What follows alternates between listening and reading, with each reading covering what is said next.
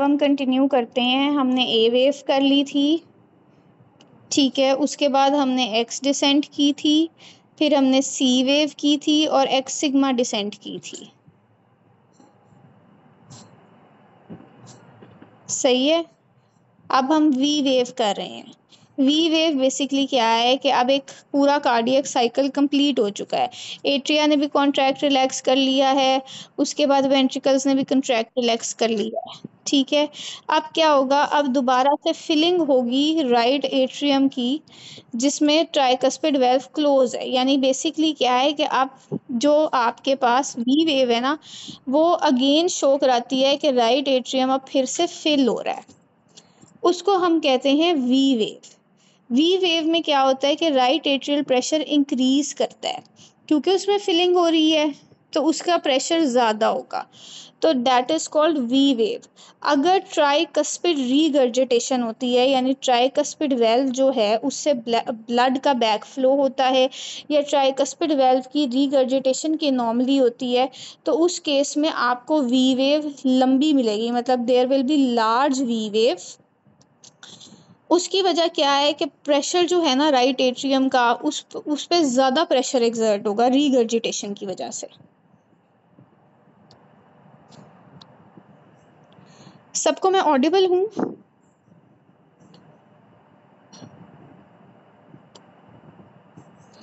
ठीक है। अच्छा, अब हमने लार्ज वी वेव्स भी कर ली हैं, ठीक है। हमने पैथोलॉजी भी कर ली है कि एब्सेंट किस केस में होंगी।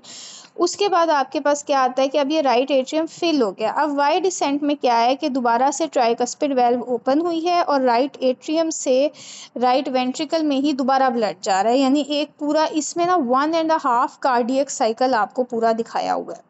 सबसे पहले आपको दिखाया हुआ है जेवीपी में कि एट्रिया ने कॉन्ट्रैक्ट किया है फिर रिलैक्स किया है। उसके बाद आपको दिखाया हुआ है वेंट्रिकल्स ने कॉन्ट्रैक्ट किया है फिर रिलैक्स किया है। उसके बाद दिखाया है वेंट्रिकल्स दोबारा फिल हुए हैं और उन्होंने दोबारा कॉन्ट्रैक्ट किया है।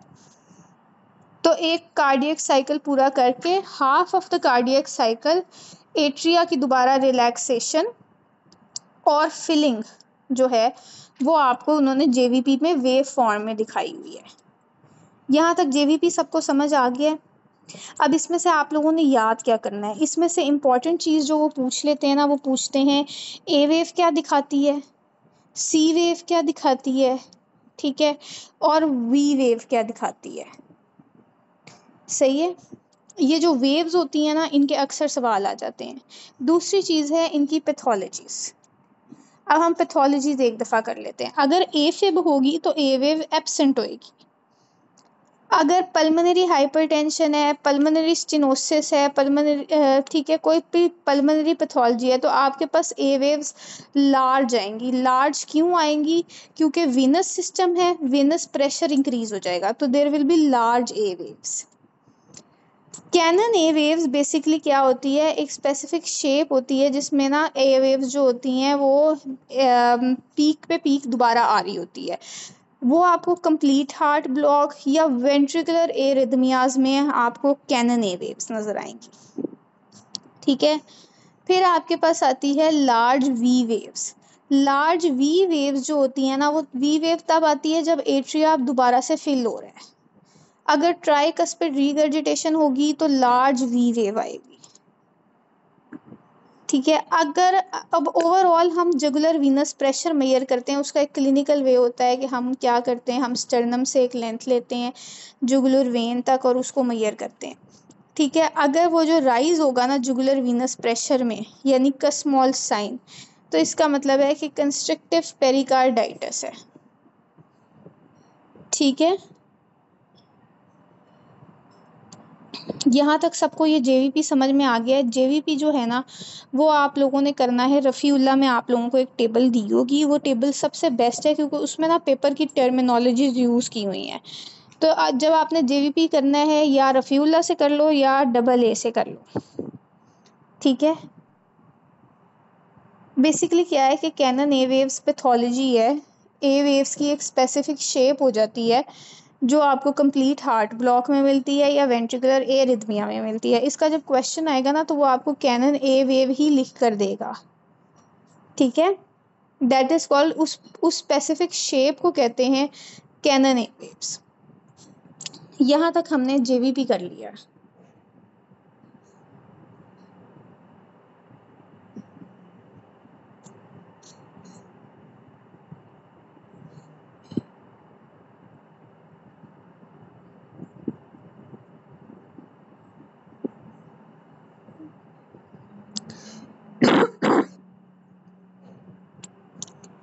अच्छा, अब जेवीपी के बाद नेक्स्ट जो हमारे पास चीज़ आती है ना, वो हमारे पास आती है वेंट्रिकुलर फिलिंग। बेसिकली हमने ये सारा कुछ हम क्यों पढ़ रहे हैं? हम ये सारा कुछ पढ़ रहे हैं कि हम देख रहे हैं हार्ट की कॉन्ट्रैक्शन हो रही है, रिलैक्सेशन हो रही है, ठीक है। उस सारे प्रोसेस को हमने वेव फॉर्म्स में भी किया है, हमने एक्शन पोटेंशियल में भी किया है, हमने उसको वीनस प्रेशर के तौर पे भी कर लिया है।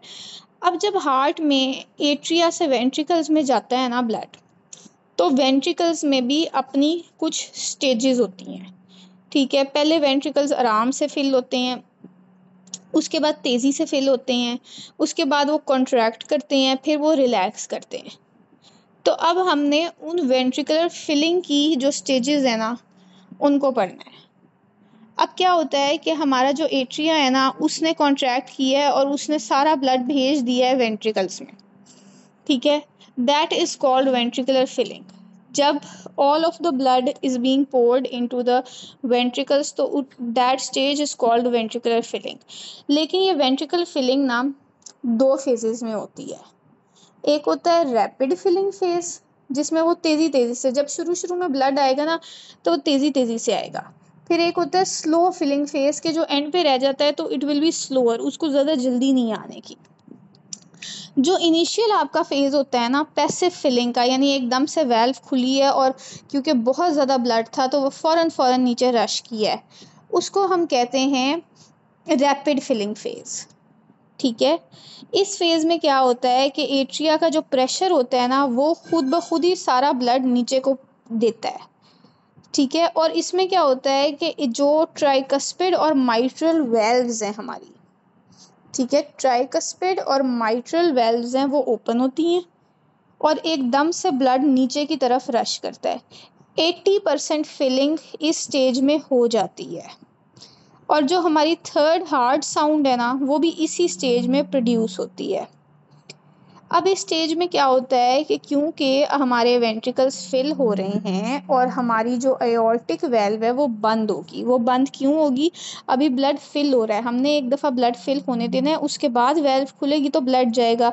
अगर इस स्टेज पर हमारी जो एओर्टिक वेल्व है वो ओपन होती है ना, तो जब ये रैपिडली ब्लड अंदर जाएगा ना, तो फिर क्या होगा कि इधर से वो प्रेशर की वजह से ऊपर को उठेगा और पंप होगा। इसमें क्या होता है कि एओर्टिक वेल्व आपकी क्लोज होती है, तो सबसे लोएस्ट प्रेशर जो एओर्टा का होता है ना, वो होता है ड्यूरिंग रैपिड फिलिंग फेज, ठीक है, या mid diastole of the cardiac cycle. अब हम इसके थोड़े से MCQs करते हैं। हमने अभी पहली स्टेज की है, हमने क्या किया है कि वेंट्रिकल्स फिल हुए, एट्रिया कॉन्ट्रैक्ट कर दिया, उन्होंने ब्लड वेंट्रिकल को भेज दिया।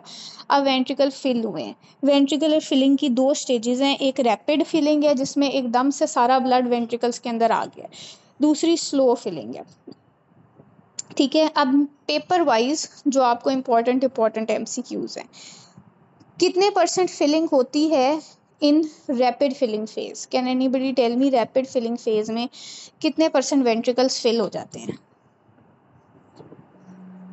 हाँ, 2/3 या 80% वेंट्रिकल्स जो हैं आपके फिल हो जाते हैं। कौन सी हार्ट साउंड प्रोड्यूस होती है इस फेज में?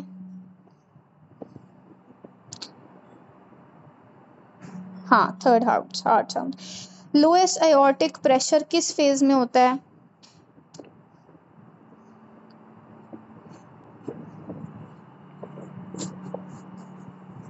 हाँ, रैपिड फिलिंग में। ऑर्डर ऑफ प्रायोरिटी आपने रैपिड फिलिंग फेज चूज करना है,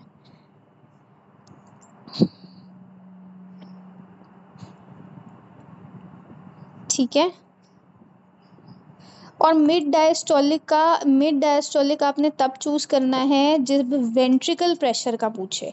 आयोर्टिक प्रेशर सबसे कम होता है रैपिड फिलिंग फेज में, और मिड डायस्टोलिक में आपके पास वेंट्रिकुलर प्रेशर सबसे कम होता है, ठीक है।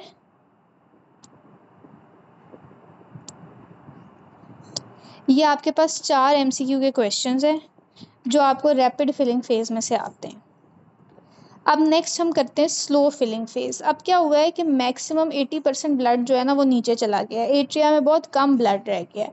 तो जब वो कम ब्लड रहेगा ना तो वो स्लोली जाएगा। उसके लिए क्या होगा कि अब वो क्योंकि थोड़ा है, इतना प्रेशर नहीं जनरेट हो रहा है तो एट्रिया कंट्रैक्ट करेगा। इसीलिए हम इसको स्लो फिलिंग फेज को हम एक्टिव फेज भी बोलते हैं, क्योंकि अब जो बाकी बचा हुआ ब्लड है ना उसको नीचे भेजने के लिए एट्रिया को खुद काम करना पड़ेगा और वो कंट्रैक्ट करेगा। ठीक है, इसलिए ये longest phase of cardiac cycle होता है। कार्डियक साइकिल का लॉन्गेस्ट जो फेज होता है ना, ठीक है, वो ये होता है। इसमें क्या होता है कि इसमें जो रिमेनिंग 20% होता है ना ब्लड, वो आपके पास वेंट्रिकुलर फिलिंग करवाता है।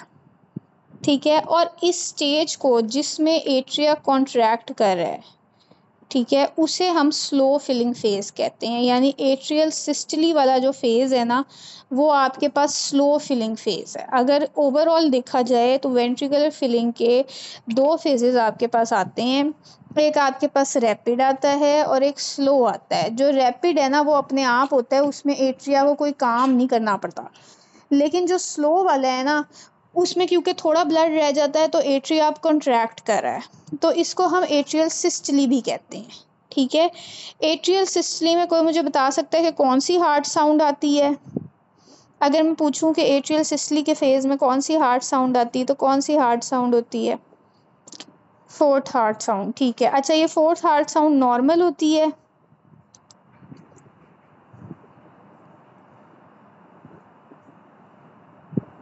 पैथोलॉजिकल। रफ़ी में जो लिखा है ना, रफ़ी में ये उसको सही करना है, रफ़ी में ये सही नहीं लिखा हुआ।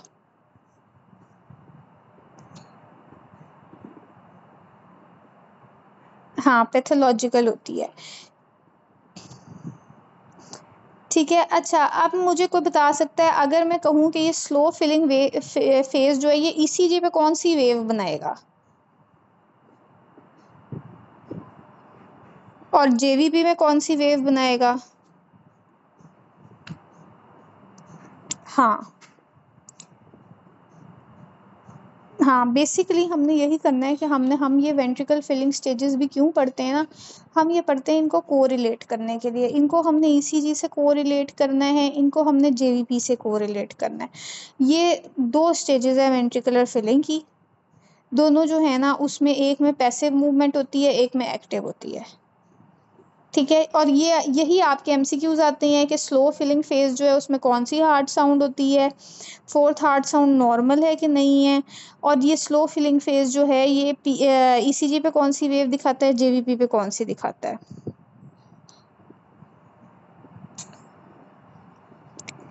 जो आपका रैपिड फिलिंग फेज है ना, हाँ, आप इन अ सेंस आप कह सकते हो कि वो वाई डिसेंट दिखाएगा, लेकिन वाई डिसेंट बेसिकली ये नहीं होता। वाई डिसेंट होता है कि एट्रिया अभी फिल हो रहे हैं और उन्होंने कॉन्ट्रैक्ट किया है। तो जो रैपिड फिलिंग फेज है ना वो पैसिव फेज है, वो कोई भी अपनी स्पेसिफिक अलहदा से वेव फॉर्म नहीं शो करेगा, क्योंकि उसमें ना हार्ट का कोई एक्सर्शन नहीं हो रहा है। जो फोर्स लग रही है वो प्रेशर और ग्रेविटी की वजह से लग रही है। ठीक है, अब हमारे पास क्या हुआ है कि हमने वेंट्रिकल्स के अंदर सारा हमारे पास ब्लड आ गया है, सही। तो अब हमने क्या करना है, अब हमने इस ब्लड को इजेक्ट करवाना है। उसके लिए हमारे पास वेंट्रिकुलर इजेक्शन में भी ना फेजेस आते हैं। वेंट्रिकुलर इजेक्शन में भी हमारे पास क्या होता है कि 2 फेजेस आते हैं। एक हमारे पास आता है रैपिड फेज और एक हमारे पास आता है स्लो फेज। सही है, रैपिड फेज जो होता है ना उसमें क्या होता है कि वेंट्रिकुलर इजेक्शन प्रेशर जो होता है ना वो अपना मैक्सिमम होता है during rapid ejection. Ventricular pressure reaches maximum during rapid ejection phase. 70% emptying इसमें हो जाती है, और जो सी वेव होती है ना वो इसी में अकर करती है। क्या होता है कि वेंट्रिकल अपना मैक्सिमम प्रेशर करेगा, वो कॉन्ट्रैक्ट करेगा। जब वो कॉन्ट्रैक्ट करेगा तो उसका सबसे ज़्यादा प्रेशर रैपिड इजेक्शन में होगा, 70% एम्प्टिंग वो कर देगा। तो जो सी वेव होगी जेवीपी की यानी कॉन्ट्रैक्शन ऑफ वेंट्रिकल्स, वो भी आपको इसी में ही नज़र आएगी। ठीक है। और इस पॉइंट पे क्या होता है, रैपिड इजेक्शन में ventricular pressure is greater than aortic pressure. इसका क्या मतलब है कि हमने बात की थी ना कि हमारी जो एयोर्टा है इसकी जो वेल्व है वो क्लोज है, ठीक है। अब क्या हुआ है कि इसमें हमने एयोर्टा में ब्लड पुश करना है, तो वेंट्रिकल्स मैक्सिमम मेहनत कर रहे हैं तो उनका प्रेशर ज़्यादा होगा एज कंपेयर टू एयोर्टा जो भी सिर्फ ब्लड रिसीव कर रही है, ठीक है। रैपिड इजेक्शन फेज में क्या होता है कि एयोर्टिक वेल्व ओपन करती है और वेंट्रिकुलर प्रेशर जो होता है ना दैट इज़ ग्रेटर देन 80, ठीक है। इसमें ग्रेटर देन 80 प्रेशर हो जाता है और मैक्सिमम ब्लड इसमें जो है वो इजेक्ट हो जाता है। सही है, यहाँ तक सबको समझ में आ गया है कि बेसिकली जो रैपिड इजेक्शन है वो क्या है। अब हम इसके थोड़े से एमसीक्यूज कर लेते हैं, ठीक है। 70% इजेक्शन किस फेज में होती है? Can anybody tell me 70% ejection किस फेज में होती है रैपिड इजेक्शन में? अच्छा, रैपिड इजेक्शन में वेंट्रिकुलर और आयोर्टिक प्रेशर में क्या डिफरेंस आता है?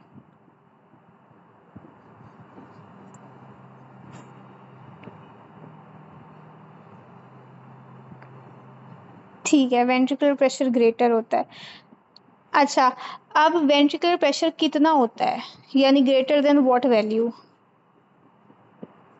हाँ, ग्रेटर देन 80 होता है।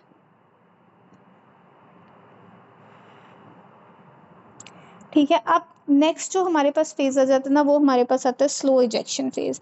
अब 70% ब्लड तो हमने पंप आउट कर दिया, 30% जो रिमेनिंग होता है ना वो होता है इस स्लो इजेक्शन में। इसमें क्या होता है कि अब आहिस्ता आहिस्ता वेंट्रिकल्स अपना प्रेशर डिक्रीज करते हैं, ठीक है, क्योंकि थोड़ा सा ब्लड रह गया है, it doesn't need so much effort to be pushed. इसमें क्या होता है कि आयोर्टा जो होती है ना फिर उसका प्रेशर इंक्रीज होने लग जाता है। जाहिर है जब वेंट्रिकल्स ने अपना प्रेशर डिक्रीज किया है और आयोर्टिक प्रेशर उसके कंपैरिजन में आ रहा है, तो जो आयोर्टा का प्रेशर होएगा वो इंक्रीज हो जाएगा और वेंट्रिकल्स अपना प्रेशर जो है वो डिक्रीज कर रहे होंगे, ठीक है। ये पॉइंट समझ में आ गया। तो मैक्सिमम आयोर्टिक प्रेशर जो होता है ना वो आपके पास होता है स्लो इजेक्शन फेज में, ठीक है। अच्छा, कोई मुझे बता सकता है कि लोएस्ट एयोर्टिक प्रेशर किस में था? हमने पढ़ा था ना एयोर्टिक प्रेशर, लोएस्ट एयोर्टिक प्रेशर किस में था?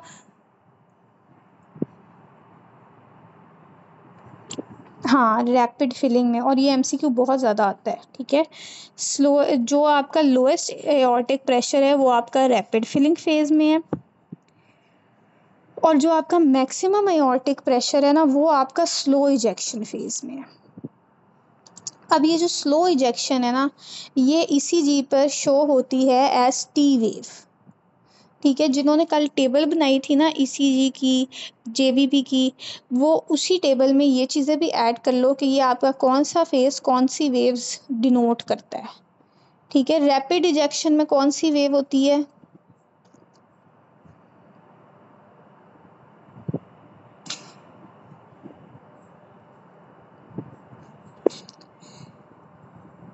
हाँ जी, सी वेव।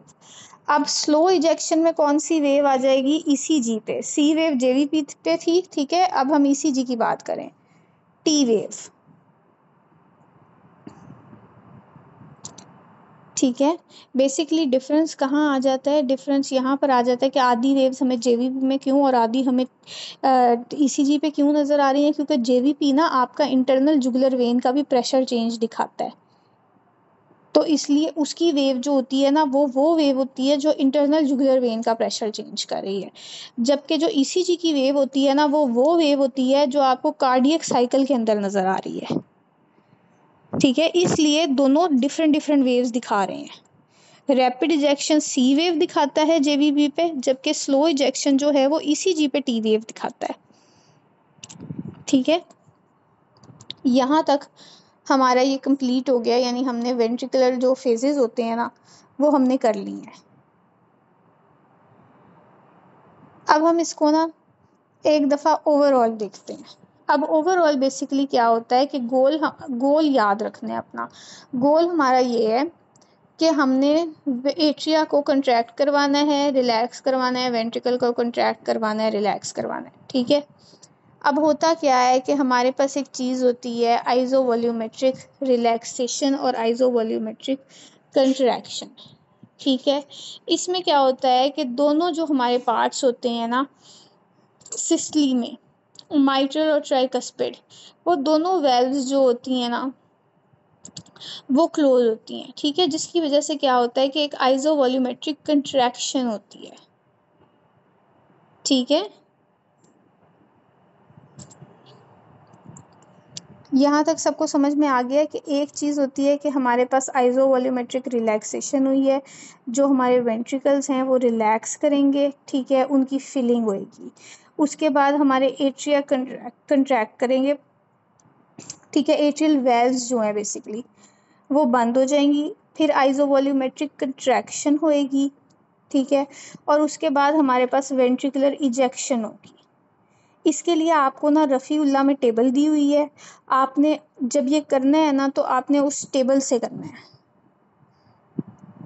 ठीक है। उस टेबल से इसलिए मैं कह रही हूँ, वैसे आप ये कहीं से भी कर सकते हैं, किसी बड़ी बुक से भी कर सकते हैं, it is more than good कि अगर आप वहाँ से कर लो।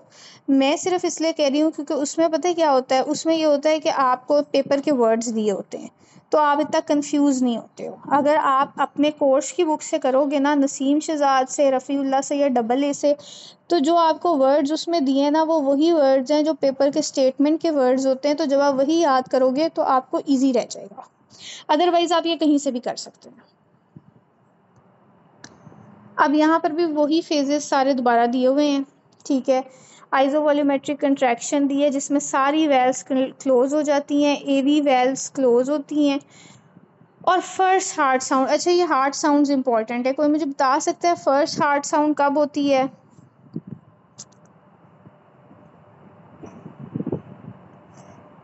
फर्स्ट हार्ट साउंड किस फेज में होती है? माइट्रल ट्राइकस्पिड वैपिक लोअर से। अच्छा, और इसको फेज कौन सा होता है? आइसोवॉल्यूमेट्रिक कंट्रैक्शन। हाँ, और सेकंड हार्ट साउंड? रिलैक्सेशन। हाँ,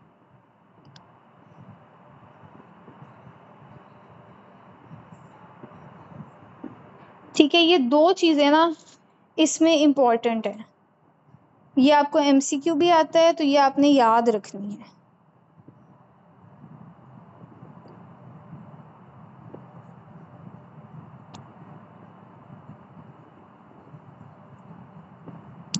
अच्छा, अब नेक्स्ट जो हमारे पास आ जाती हैं ना हमारे सीवीएस में, वो बेसिकली क्या आता है कि आपके पास आ जाती हैं वैल्यूज़, ठीक है। ये जो कुछ टर्मिनोलॉजीज है ना, pre load, after load, pulse pressure, ये सारी चीज़ें, इनका हम कॉन्सेप्ट करेंगे। जो फार्मूलाज है ना वो आपने करने हैं, रफ़ीउल्लाह में चैप्टर 1 दिया हुआ है, उसमें जितने इंपॉर्टेंट फार्मूलाज हैं ना जो पास पेपर में आते हैं वो आपने वहाँ से करने हैं, ठीक है। सबसे पहली चीज़ जो आपके पास आ जाती है ना, अच्छा कोई मुझे बता सकते हैं सिस्टली क्या है? ये हम पढ़ चुके हुए हैं, व्हाट इज सिस्टली?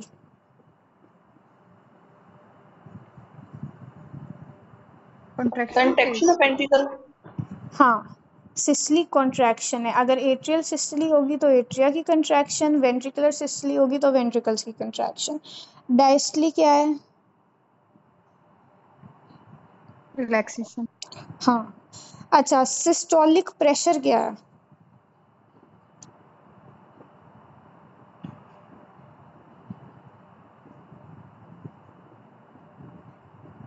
सिस्टोलिक 120। ठीक है, लेकिन सिस्टोलिक प्रेशर की डेफिनेशन क्या है? What is 120? बेसिकली ये 120 है क्या?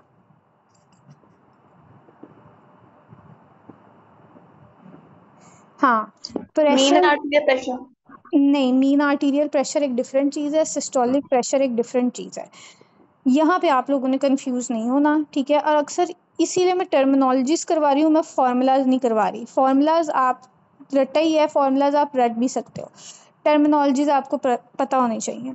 सिस्टोलिक प्रेशर बेसिकली होता है वो प्रेशर जिससे एट्रिया वेंट्रिकल कंट्रैक्ट करते हैं, कंट्रैक्शन के टाइम पे जो फोर्स ये लगाते हैं ना, या जितना ये ज़ोर लगाते हैं कॉन्ट्रैक्ट करने के लिए, उसको हम कहते हैं सिस्टोलिक प्रेशर।